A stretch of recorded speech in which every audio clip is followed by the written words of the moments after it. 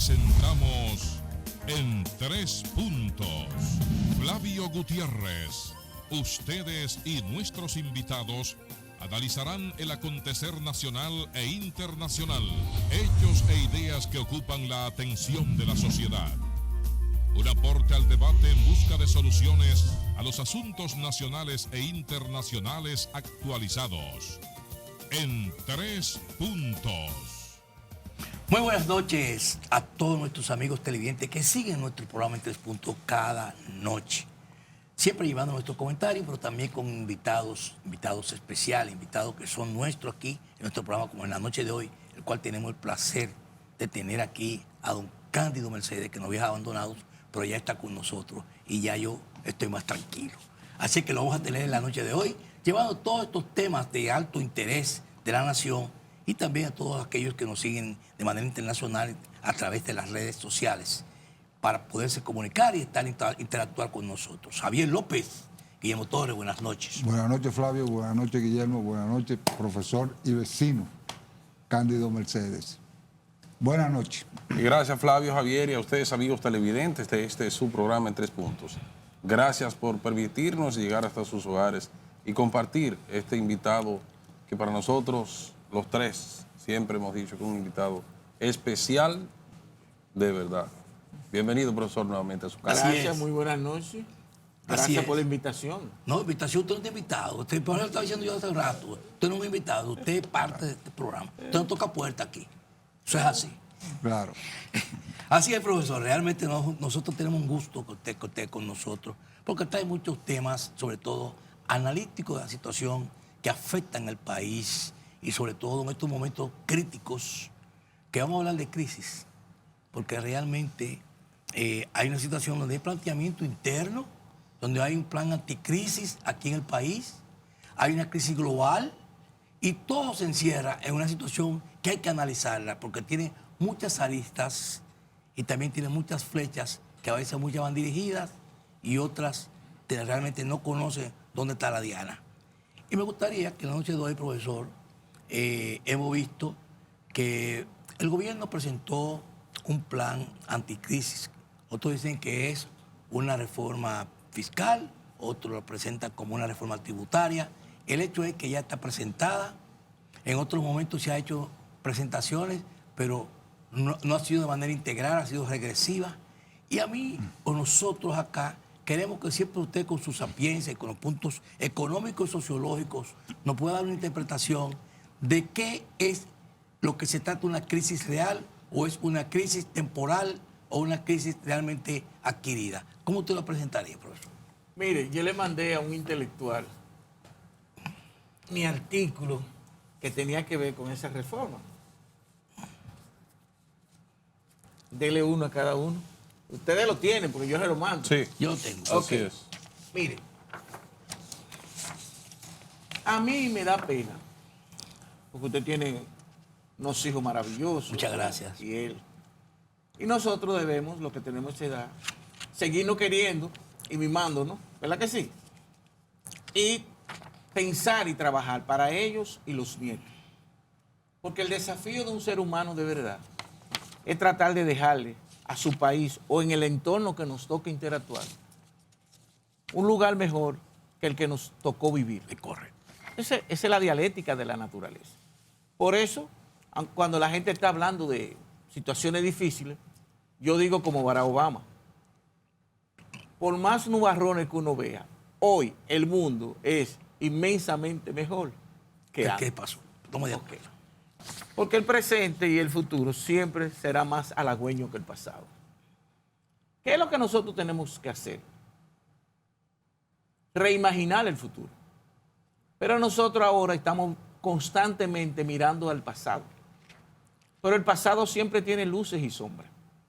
Pero con el pasado tú no miras, nunca tú vas a poder mirar el futuro. Y el gran desafío de los líderes de verdad es mirar hacia el futuro. No comparar el pasado, no mirarlo. Porque la historia intrínsecamente es cambio. Por ejemplo, y es lo que me entristece. En República Dominicana, del 2004 para acá, se hicieron 6 reformas. 6 reformas tributarias. El Tributaria. único que hizo una reforma fiscal fue Balaguer en el 1992.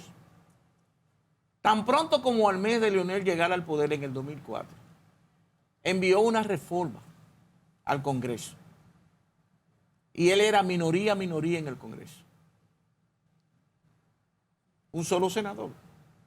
Minoría. Y el PRD le aprobó esa reforma tributaria. ¿Qué llevó? Oigan esto, llevó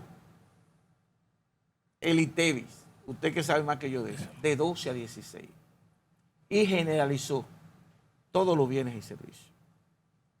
Y todos esos impuestos que usted ve a la gasolina, que pagamos 102 pesos de gasolina, de impuestos nada más, todo eso fue en el 2012. Leonel hizo 5 reformas tributarias en 8 años, el equivalente a 1.5 años. En 8 años hizo 5. Si usted divide 8 entre 5, fue cada año y medio. Cada Ok. año, 1.2. Y 3 de las reformas duraron un solo mes en el Congreso. Y eran reformas tributarias. Vamos a eso. Danilo Medina llegó y le tocó hacer la reforma fiscal integral, tal y como manda la Ley de Estrategia Nacional de Desarrollo, que está consignada en el artículo 241 de la Constitución. Una ley orgánica, la Ley de Estrategia Nacional de Desarrollo. Danilo Medina la mandó. ¿Usted sabe cuántos días duró esa reforma? 14 días. Pero era una reforma tributaria. Y el ITEVI lo movió de 12, de 16 a 18. Sí, claro. Y generalizó muchísimos bienes y servicios que estaban exentos y nada más dejó 7 fuera. Eso fue reforma tributaria. Un mes. Abinader, entre comillas, trató de hacer una en el 24. Porque Intento fallido. un intento fallido. Y ahora hacen lo que se llama un ajuste recaudatorio. O mini reforma. O, como yo le llamo, reforma gradual. Porque no es prácticamente una reforma. La hacen en una semana. Qué bueno. Una semana. ¿Y por qué fue bien? Porque la habían consensuado. ¿Usted vio a algún empresario? Estaba consensuada ya. Totalmente. Los tres sindicalistas aquellos que han apoyado a Leonel, han apoyado a Danilo, a Abinader, sin hacer asamblea, ellos deciden a qué gobernante Sí. van a apoyar. Sí, es verdad. Nada más fue un representante de la Asociación de Industria, Sí. apellido Pujols, hablar de que el ITEVI se lo quitaban al alzartado, entonces competía con los elementos de la construcción. Y ya, estaba consensuada. Ahora, le voy a ser honesto por mis 3 hijos. Y que yo me muera aquí mismo. No, tampoco así. No, es para que usted vea que es serio. Es el ajuste fiscal o recaudatorio o la mini reforma más progresiva que se haya conocido. Es así. Tenemos que ser honestos, honrados. Por eso aquí están hablando y que de alofoque, porque los dirigentes políticos, los líderes políticos, queremos estar tocando violín y guitarra todos los días diferentes. Y la gente está mirando. ¿Y dónde está la falta de coherencia de esta gente? Sí. Oiga, 1.080 empresas que ganan más de 1.000 millones, un 3% de aumento del impuesto sobre la renta por 3 años. Temporal, Ahora bien. porque es temporal. Ahora bien, ese señor que es soltero, que viaja 10 veces al año, clase media alta, le aumentaron $10 por salida. Si él viaja 10 veces, que él no viaja 10 veces, 10 por 10, ¿cuántos son? 100. 100. 100 por 60, ¿cuántos son? 6.000. 6.000. 6.000 pesos me va a afectar a mí. Dígame, no me afecta. ¿Se entendió? No nos afecta, no, vamos a ser honestos. Me sacaron un chin, pero tenemos que ser solidarios. Ahora bien, es la más progresiva que se haya conocido. No afectó ITEVI, que es lo que más afecta a sectores pobres, vulnerables y clase media baja. Correctamente. Pero hay un sector, profesor. Hay una indexación de 34.000 A 39. a 39.900. Sí, claro. Eso tiene un impacto, lo que se llama el costo macroeconómico, y el sacrificio fiscal. Hay gente que te dice, pero ¿por qué no lo llevan a 52? Es que el Estado está haciendo un ajuste recaudatorio para neutralizar el choque externo que está originando el precio de los combustibles. Entonces no puede indexar a 52,000, porque entonces, si lo indexa a 52,000, va a tener que erogar más, oigan eso, en el costo macroeconómico y en el sacrificio fiscal, que es lo que quiere generar en el ajuste recaudatorio. Porque usted sabe que nada más no es de 52,000 para atrás. Usted que sabe más que yo de eso, usted es contador, ¿verdad? Sí. Es que esos que tienen 52,000 están exentos, pero a mí que gano 200,000, me van a cobrar a partir de 52,000, porque hay 52,000 que están exentos. Bueno, eso proponía el senador del Distrito Nacional, Omar Fernández, que se llegara a 52,000 para que bañara más a esos que tienen un salario y la indexación le llegara. Lo que se puede negociar inteligentemente y pensando en el país es que, bueno, el otro año vamos a indexar 15 o 20% más. No sé si entiende. Hasta llegar a 52,000. Pero en medio de un choque externo, tú no puedes llevarlo. Es desde el 2017 que no se indexa. Así es. Aunque aquí, muchos funcionarios, que eso ustedes tienen que criticarlo, se indexan los salarios. Automáticamente. Ellos. Sí. Vamos a ir a la primera Hay un pausa. amigo de él que de 484,000 duró 6 años en una posición y se fue con 904,000. Sí, yo conozco otro también. Con su permiso, profesor, nos vamos a ir a nuestra primera pausa comercial para continuar desarrollando este tema que está bastante interesante. Vamos arriba y regresamos.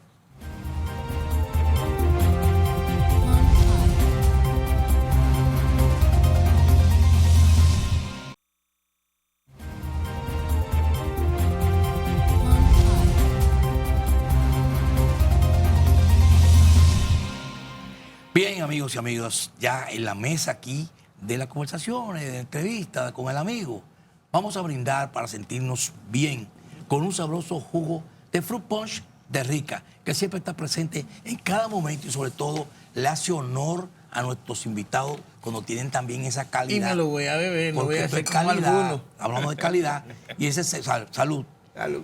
Y bienvenidos aquí otra vez con nosotros. Porque ese sello de garantía de Rica está presente en cada uno de los momentos especiales. Y por eso Rica sigue siendo rica. Profesor, estamos hablando de lo que ha sido estas propuestas de anticrisis, de reforma, lo que se pueda llamar ajustes económicos. Hay algo interesante. Cuando usted tiene un ministro, un pensante, alguien que pueda conducir los destinos o la propuesta a su gobierno, porque el ministro representa al gobierno, pero cuando tiene las capacidades, cuando tiene las condiciones, y sobre todo cuando es buen interlocutor, la comunicación es básica para que el mensaje llegue. Y este señor, antes de someter su propuesta, se reunió con la prensa, le manifestó al sector empresarial cuáles eran los puntos que iba a ser vulnerable, respetó a la clase media y también vio los sectores más necesitados para no lesionarlo. Fueron puntos importantes y, sobre todo, lo de mayor trascendencia económica, como son el sector empresarial arriba, los puntos que van a ser afectados tienen compensaciones. Y esas compensaciones ha hecho que esa reforma fiscal pase en el tiempo que usted señala, que en una semana todo ya estaba discutido, todo estaba aceptado, y ese sector laboral también lo entendió. No hubo manipulación. Pero usted tenía un gurú de lo que era la parte tributaria, que conocía y venía de otros gobiernos, que conocía los números también de esos empresarios, que no podían negarse ante ese señor, porque sabía lo que podía decir. Mire qué es lo que pasa. Aquí adolecemos de lo que se llama hombres y mujeres de Estado. ¿Qué es un hombre de Estado? Un burócrata, puede ser. No. Un hombre o mujer sumamente preparado, Que se identifica. que no es de X o Y partido. No, correcto. Mañana usted lo llama y van a servirle a su Es un país. técnico. Por ejemplo, Jorge Subero Isa es un hombre de Estado. Sí. Roberto Santana. Roberto Santana estuvo trabajando con Lionel, con Danilo y ahora con Abinader. él está trabajando en su reforma policial. Magín Díaz, un hombre de Estado. Gobernador del Banco Central. Flavio Darío Espinar, eso es lo que llaman hombre de Estado. Mañana usted puede llamar a Nelson Espinar, supóngase. Nelson Espinar, canciller del gobierno de Guillermo. Pero va a servir igualito que cualquiera, porque él está ahí en defensa del Estado dominicano, más que gobierno. Magín trabajó con Hipólito, Magín trabajó con Danilo Medina, él fue el director de la DGI y ahora lo está haciendo muy bien. El otro era un tecnócrata, seco. ¿Cuántas veces usted lo vio en televisión? Muy pocas veces. En 5 años, 3 veces. La reforma fue a vender a como 2 veces. Una reforma que ni él mismo se lo creía. ¿Ves? Porque no son gente que pueden ser muy buenos como economistas. Pero acuérdense que hay economistas para los negocios. Para negocios. Sí, sí. Un economista bueno, pero de negocios. Asesoría y esas cosas. Asesoría y esas cosas muy buenas. Sí. ¿No? Y trabajan para empresas muy grandes. Sí. Ok. Pero este no. Este desde que llegó ahí, llegó con una agenda. Hay que hacer reforma. Uno de los graves problemas de la sociedad dominicana es esa, en el que los 4 presidentes que hemos tenido son muy responsables. Nosotros tenemos un endeudamiento terrible. Que con relación al PIB es manejable todavía, sí, pero no es con relación al PIB. Es que de cada 100 pesos que está generando la economía, estamos pagando 25 pesos de intereses nada más. Nosotros estamos cayendo en lo que se llama la trampa de la deuda. ¿Qué es la trampa de la deuda? Cuando usted coge prestado para pagar intereses. Esa gente que tienen 5 y 6 tarjetas de crédito, que ganan 200,000, supóngase que es un sueldo de lujo en este país. Pero cogieron 400,000 en cada tarjeta de eso. Cada vez que cobran no le queda ni un chele porque tienen que ir a pagar. Pero no es a pagar la tarjeta, es a pagar los intereses. Intereses. Sobre deuda, sobre deuda. Sobre deuda y cada día más grande, más grande. Algunos se ponen atrás. Sí. Loco, por la deuda y se van degradando éticamente. Es así. Entonces, le decía que la crisis aquí es cómo los actores políticos y muchos sociales y comunicadores contribuyen a la crisis de la confianza en vez de generar confianza. Por ejemplo, Danilo llegó en el 2012, fue al CES y le dijeron que la reforma fiscal integral, de ahí salieron huyendo y como tenían mayoría, ¿qué hicieron? Aprobaron todo. La reforma en 14 días. Sí. Pero una reforma de verdad, no como esta, que esto es un ajuste recaudatorio. Pero Danilo Medina y el PLD hicieron una rueda de prensa para decir que no, que esa reforma no. Que le den duro ¿a qué? A la evasión y a la ilusión. Y las exenciones. ¿Quién de nosotros no está de acuerdo que esa evasión, exención, exoneración y ilusión debemos desarticularla? Todo el mundo. Claro. Pero eso ellos mismos lo admiten escribiendo, parte de los miembros del comité político, que eso se lleva años tú de montar eso. República Dominicana está por encima del promedio de América Latina en evasión. Ahora mismo bajó, está en 38, 39. Pero el promedio es mucho menos en América Latina, para que usted vea. Pero eso es un proceso. Pero ¿a qué se debe la evasión y la ilusión? Que lo voy a decir aquí responsablemente. A la complicidad de la élite política con la élite empresarial. Porque aquí se sabe quiénes son los que evaden. Incluso aquí se hizo un estudio. ¿Cuáles son las instituciones que más evaden en este país? Construcción, comercio, hotelería y restaurante. La mayoría de esos restaurantes cobran el ITEVI y todo. Sí. Que es carísimo. Aquí te cobran el 18, el 10. Eso del 10 tú tienes que quitarlo también. La doble contabilidad. ¿Me entiendes? Eso del 10, estoy plenamente de acuerdo con usted, profesor. Es un abuso. Pero nosotros no tenemos que pagarle un 10 a un empleado que se supone que tiene un empleador que le está pagando y que para que él me dé un servicio, ese es su trabajo, dame el servicio. El problema es que muchos se le acusa Se de quedan. esos empresarios que se quedan con ese dinero y no se lo reparten a los empleados. Sí, sí. El de la Entonces, propina. hay una complicidad. Es como el endeudamiento. ¿Qué han hecho los 4 gobernantes? Es más fácil endeudarse. Y sigo, y duro mis 8 años, mis 4 años. Pero el desafío es que tú tenías que hacer una reforma fiscal integral. Tú tienes que hacer una reforma tocando los sectores que más deben aportar. Pero hay muchos ¿Cuánto economistas. aportan en Noruega, Suecia, Dinamarca y todo eso? Es un 45, un 50%. Sí. Ahora, lo malo de aquí es que a uno le cobran y no le dan el servicio. Ahora, ¿qué ocurre? Como decía Ariel, decía Magín, una imagen muy bonita. El problema es que aquí queremos servicios de calidad al estilo de Noruega, pero tenemos una presión tributaria al estilo de África. Sí. Es 15. Después de Guatemala, este es el país con menos presión tributaria. Y donde los que más tienen más mecanismos para evadirlo. Oiga, tenemos 39 a 41% de ITEVI, elusión altísima. Y la evasión del impuesto sobre la renta corporativa es un 60%. Aquí de cada 100 empresas, 50 les declaran pérdida todos los años. Pero todos los años están más grandes. Ese es el gran desafío. Entonces, una complicidad con los actores políticos. ¿Por qué, Cándido? Porque cada día más el poder económico tiene más influencia sobre el poder político. Y cada día más el poder político no tiene autonomía. ¿Cuál era la ventaja de Joaquín Balaguer? Era un autócrata. Una autonomía. Una autonomía. No. Los actores económicos no podían meterse con Balaguer. No podían. Él le facilitaba todas las condiciones, pero la autonomía política era él. Ahora, usted hace una relación del 2000 a la fecha, al 2026, de los diferentes gobernantes que hemos tenido, precisamente en base a eso, y que han ido al poder, al gobierno, y lo que han hecho es incrementar el empleo, el salario de los empleados.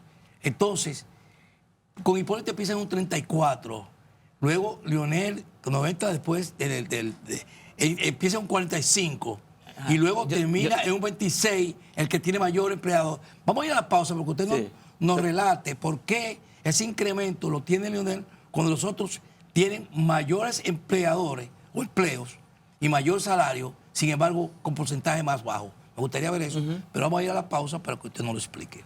Vamos a la pausa.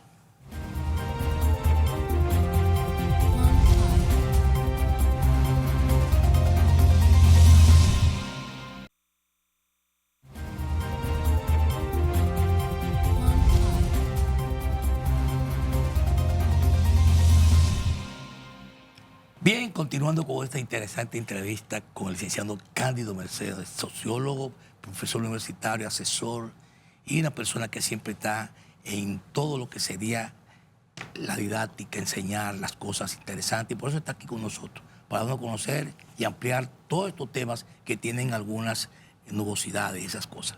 Profesor. El que usted me hablaba se llama, ustedes tienen el privilegio de tenerlo, casi ya, ¿verdad? Radiografía de la nómina pública. Ok. Elefantisti y responsabilidad. ¿Qué pasa? Que los actores políticos montan relatos como que ellos no lo vivieron, como que ellos no lo hicieron. Y en este caso, los 4 han sido responsables de esos 773,000 empleados que hoy tenemos. Correcto. Ok. ¿Cómo así, Cándido? Hipólito. Vamos a medir a Hipólito. Hipólito llega y encuentra una nómina de 239,000. En el 2000. En el 2000.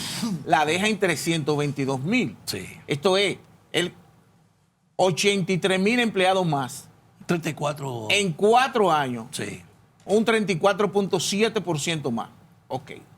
83,000 en 4 años. Él contrataba a diario 59.7 empleados por día. Para que usted entienda que hice la tarea.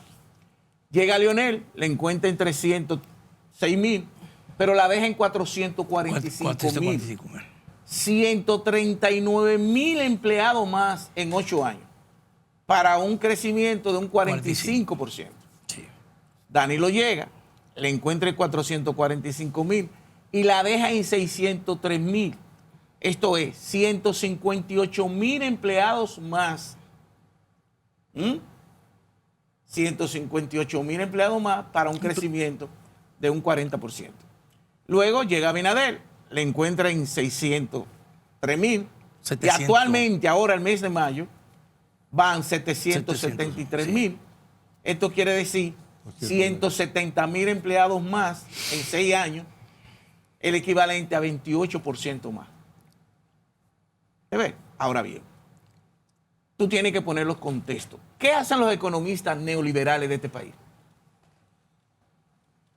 Que el monto de las remuneraciones ha aumentado significativamente.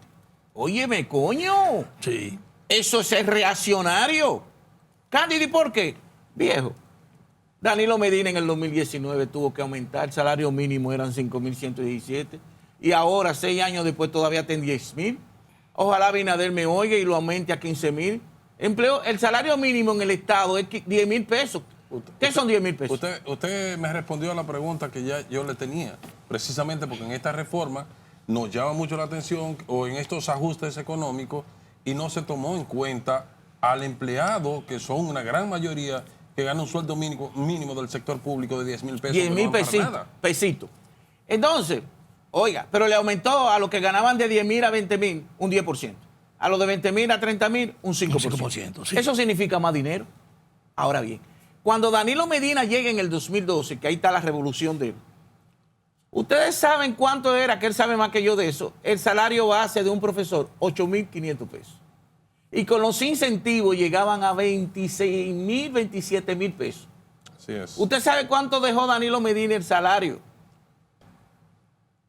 El salario base, que quitaron eso, el salario base. Muy bien. 55.000 promedio. De 26.000 a 55.000. ¿Y eso qué significa? ¿No es aumento de remuneraciones? Sí, claro. Este señor siguió aumentándole ADP a esto. Está el salario. Unificaron primaria y secundaria, porque antes había diferencia. Ok.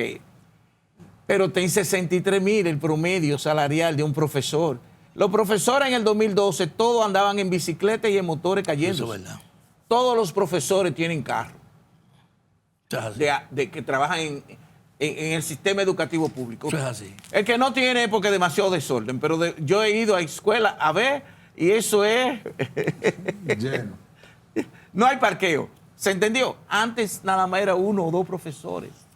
Hoy en día, los colegios mejores de este país, el grito de ellos es que los profesores se le están yendo Para el sector público. para el sector público. Es correcto. Esa es la realidad. Ahora- Entonces, espérese, las remuneraciones aumentaron. Pero este presidente, cuando Leonel, la cantidad de profesores eran 67.000. Danilo lo dejó en 97.000. Esto es 30.000 más. Pero ahora son 143.000. 46.000 profesores más. ¿Tú sabes lo que eso implica en términos de remuneraciones? El salario, condiciones, muchísimas cosas más. Pero que ahora, en estos 6 años, han nombrado 11.000 policías, más de 5.000 médicos. A los médicos le han aumentado 2 veces.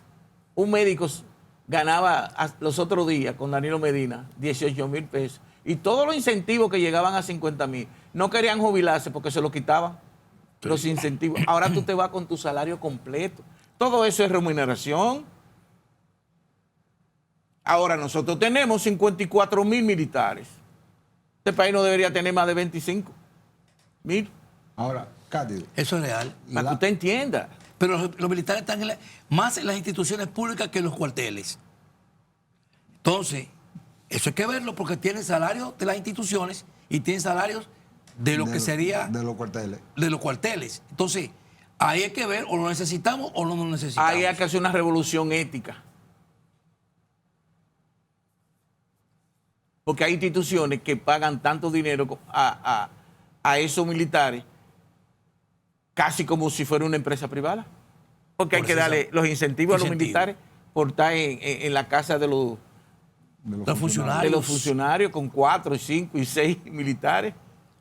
Cándido, Hay que hacer una revolución en términos del Estado. El Estado dominicano hay que repensarlo. Por eso que yo le digo a usted, que de mi generación, que nosotros no podemos mirar el pasado. El pasado tiene sus luces y sus sombras. Claro. Con el pasado lo que tenemos es que aprender de él. Pero tenemos que darle una oportunidad a esta nueva generación que está viviendo esta época histórica. Totalmente de acuerdo. Eso es el desafío. Fíjense cómo los 4 presidentes son culpables de esa nómina pública. Cuando usted mira quién en Tomás, quién es eso, los 4 están ahí. No venga a criticar uno en el que ya tú lo hiciste igual o peor. Por ejemplo, Leonel hizo 5 reformas, pero estaba diciendo que retiren esa reforma. Y una cosa que usted quería decirme ahorita, pero no lo dijo. Camarada, aquí no hay crisis. Científicamente no hay crisis. Estoy de acuerdo. Aquí hay ese ajuste recaudatorio. Es para mitigar y neutralizar los efectos del choque externo que origina la crisis de los combustibles. Y lo que puede venir. Y además, proactivo. Mírelo ahí. No cerraron el estrecho de Hormuz. Otra vez. Otra vez. Es que esto va a ser así. Y lo que tú no controlas, tú tienes que prevenirte con anticipación. Cuando hay crisis, técnicamente, como si fuera, los economistas van a decir que me estoy metiendo en su página. mundo. Mire, una crisis tiene 5 componentes.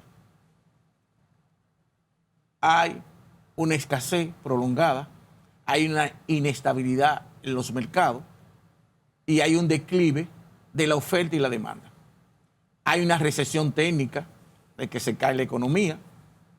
Hay una destrucción del empleo y aquí han crecido los empleos. Tenemos 5.236.445 empleos. El empleo abierto está en 4.45, nunca antes en la historia económica. Y el desempleo ampliado está en 8. Eso nunca habíamos llegado a menos de 2 dígitos en República Dominicana, actualmente. Actualmente, sí. Actualmente. ¿Qué hay? Hay un descontrol de la inflación cuando hay crisis. Aquí no hay descontrol.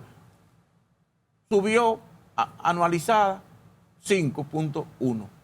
Un punto por encima De la meta. de la meta de inflación. Sí. El rango meta está en 5. Entonces, el ajuste recaudatorio es para evitar que los efectos de la inflación y que haya un retroceso social, como está pasando en muchos sitios.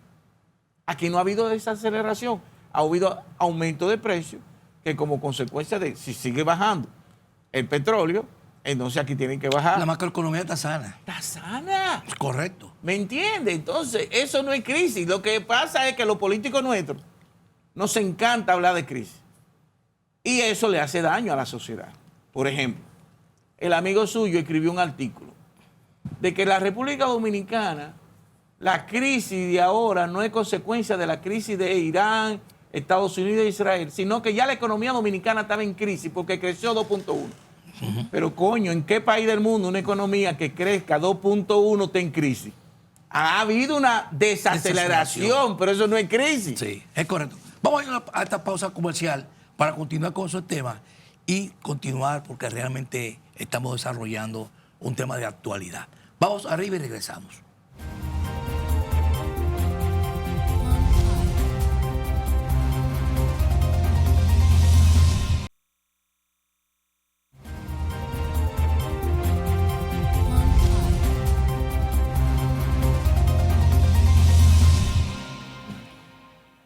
Adelante, Javier. Cándido, con esta reforma fiscal o crisis, que como le quieran llamar, Anticrisis. anticrisis, ¿se pudiera decir que el gobierno no va a hacer una reforma más integral posteriormente? Los recursos le dan con los 50.000 millones que se estima. No. Mira, ya la época de que el gobierno haga una reforma fiscal integral se le pasó. Ya. Esta era la última que Exactamente. tenía. Y no podía hacer reforma fiscal profunda porque tú no puedes, en medio de un panorama de choque externo, si bien es cierto que no estamos en crisis, pero tú no le puedes cambiar las reglas del juego a estos actores económicos en medio de esta situación. Exacto. ¿Me entiendes? Entonces, era buscar por ahí lo más. Es la reforma más inteligente que yo he visto. ¿Me entiendes? Sí. Bien Sí. bien Es hilvanada. ponderada. Bien ponderada, prudente, Sí. todo. Entonces, mire que es lo que yo digo, en esta etapa en que uno está, si usted lo hizo bien, yo digo que usted lo hizo bien. Como quiera, eso no va a dar. Porque, mire, es que nosotros vamos a pagar solamente de intereses este año, casi igual que el 4% de la educación, solamente de intereses. Eso es una enormidad. Sí. No me vengan con el eufemismo, que es verdad, que tomando en cuenta el Producto Bruto Interno, ha bajado, sí, pero está subiendo el pago de eso. Eso yo le tengo miedo. Total. Yo prefiero, si voy a comprar un vehículo, supóngase, ese vehículo cuesta 7 millones, está bien. ¿Y tú cuánto tengo que traer? No, lo que tú quieras. Al final te financio el 90. O sea que yo prefiero irlo juntando y después voy y lo compro al carro.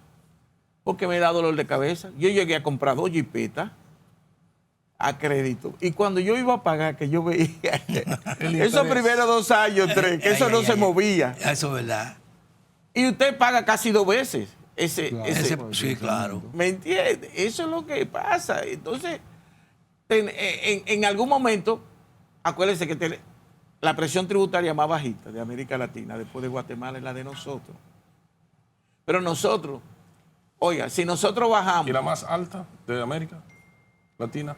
Tú tienes ahí a Brasil, Chile, Colombia. Tú tienes, en algún momento, ponernos de acuerdo. Y no es tanto castigar a los que ya más pagan. Si bajamos la evasión, oiga eso. Si nosotros bajamos la evasión un 20, 30% en comparación con lo que está en América Latina, eso significa un 2.9 del PIB. No tenemos que hacer reforma. Si bajamos la ilusión, si las exenciones se revisan, porque aquí la gente de una vez, yo vi un partido que se llama y que Patria para Todos. No, que las exenciones y las exoneraciones están en los años 60. Es un disparate. Tú no puedes, usted que es empresario, yo no puedo ir y que mañana tu exención está... No, tú tienes que revisar todas las exenciones que hay. ¿Cuáles se cumplen? Porque algunas fueron por 5 años, pero pasaron los 5 años y ahora al otro día es 5 años más. Sí. Automáticamente, si tú lo dejaste pasar y no le avisaste. Eso es real. Entonces tú no puedes de la noche a la mañana cambiarle las reglas del juego. ¿Por qué están viniendo tantas inversiones actualmente en República Dominicana? Porque la seguridad jurídica ha mejorado. Estabilidad social. La estabilidad política, la estabilidad social, pero también la seguridad jurídica. Y seguridad jurídica. Hay menos gente pidiendo. Sí, es así. Profesor, Yo que trabajo con empresas, hay menos gente pidiendo. así es. Profesor, hay un tema de que la oposición ha criticado los diferentes partidos del sistema y han dicho que cuando, por ejemplo, el ministro de Hacienda fue al Congreso, le preguntaron que para qué se iba a usar ese dinero y dio una respuesta, según ellos, que no convincente, no dio detalles, solamente que era para invertirlo en obras sociales, pero que no enfatizaron, no dieron los detalles. Y otros sectores también critican que en este ajuste económico que se hizo, por ejemplo, y ahí entra parte de la complicidad que dicen esos sectores de la oposición, entre el empresariado, entre algunos sectores de poder y el Estado, la reducción de los impuestos a los juegos de azar que hubo también en este ajuste económico. Exacto. Miren qué es lo que ocurre. Y eso, los responsables de eso son los líderes de los partidos políticos. Eso era inconcebible con Juan Bosch en el PLD. Porque Juan Bosch nos hablaba mucho a nosotros de la división del trabajo. Sí, eso es verdad. Ustedes los empresarios, lo económico, nosotros los políticos, los sacerdotes, su religión, la ideología. Entonces, este país, el 4º partido más grande en el Congreso, ¿quién tú crees que es? Los dueños de banca de apuestas. Los riferos. Sí, eso es Los verdad. riferos. El 4º. Después de PRM y Fuerza del Pueblo y PLD, ellos son los que más tienen. Con el agravante a su favor de que ellos están en esos 3. Participan. No, que son de esos 3. Son de esos 3. Sí, ¿verdad? Sí, porque PRM. hay rifero PRM, Sí, hay sí, rifero PLD y hay rifero Fuerza del Pueblo. Sí. O sea, ya tiene la ventaja de que son el 4º, porque son más numerosos. Después de esos 3. Es más, yo creo que ellos 3 juntos son más numerosos que los del PLD, que son como 13 diputados.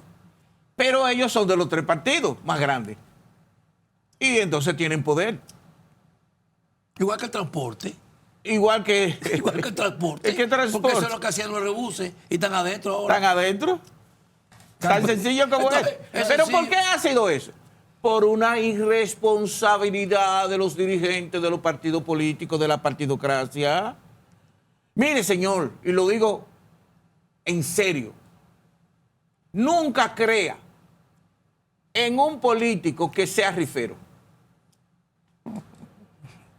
Cándido, no, porque ¿de qué es que vive el rifero? De hacerle, de sangrar. Hay una exacción permanente ¿de qué? A los sectores más pobres y vulnerables. Sí. De su dinero, de su dinerito. El 98% de la banca de apuestas, ¿dónde están? En los barrios. Mire, la el sector desposeído. ludopatía es tan grave sí. en República Dominicana Sí.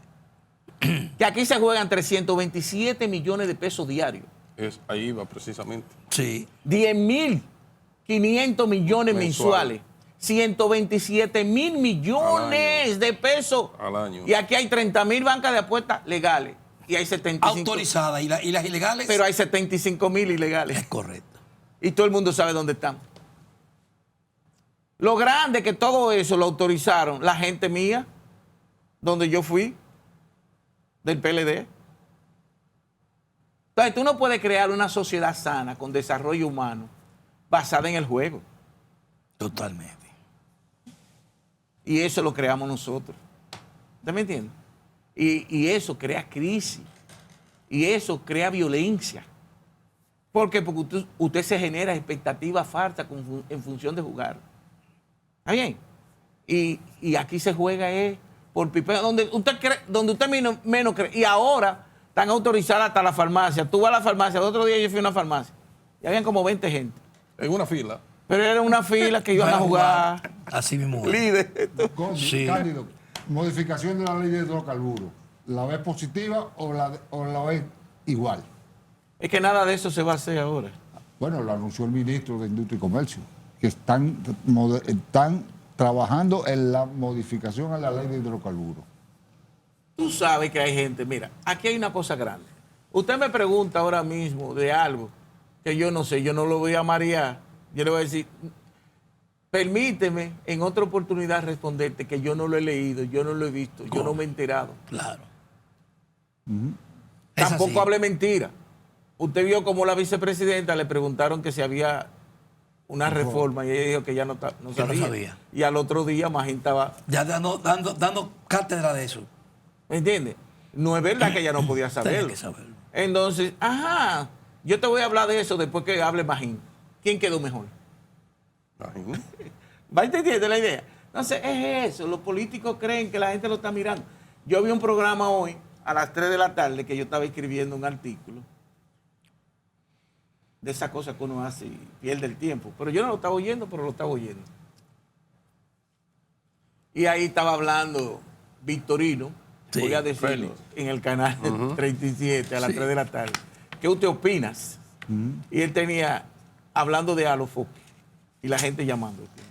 De Alofoque, que si el Partido Reformista va a llevar a Alofoque, que si yo qué. Entonces, ese es el drama político. Pero tenemos que hablar de ese tema. Mira, profesor, se quedaron varios temas. Sí. Porque ya el tiempo Pero no ese nos es va a dar. pero ese es el drama político Pero que ese es se el drama encuentra político. esta sociedad. Producto de que los actores políticos, la partidocracia, no ha jugado su papel como debe. Pero eso lesiona a los tres partidos principales, esa propuesta, pero también... Pero ellos son los culpables de que lo lesionen. Correcto, pero también meterse en terreno ajeno, también hay que tener mucho ojo. Se Después hablamos de eso. quedaron muchos temas, Flavio, porque Flavio y yo habíamos conversado de discutir o de conversar y hacerle unas cuantas preguntas a usted de los últimos artículos que son muy significativos en todo este vaivén de la... Le dije al dueño del periódico de la política y la economía. que me quedan 2 años. Y me dice, ¿cómo Bueno. va a ser? Y yo, sí, 2 años. Pero el ya. tiempo con usted Pero, nunca da, profesor. el tiempo aquí no lo da con usted. Usted tiene demasiado tema y esas cosas. Pero para la próxima, Yo vengo en diciembre. No. en Sí, diciembre. hablar del balance del año. hay que No, continuar no. con esto. Antes de... Profesor, muchísimas gracias. Siempre, a los que están aquí siempre. por el canal. A ustedes, gracias por su atención prestada. Gracias al canal por siempre darnos esos minuticos. Buenas noches. Buenas noches.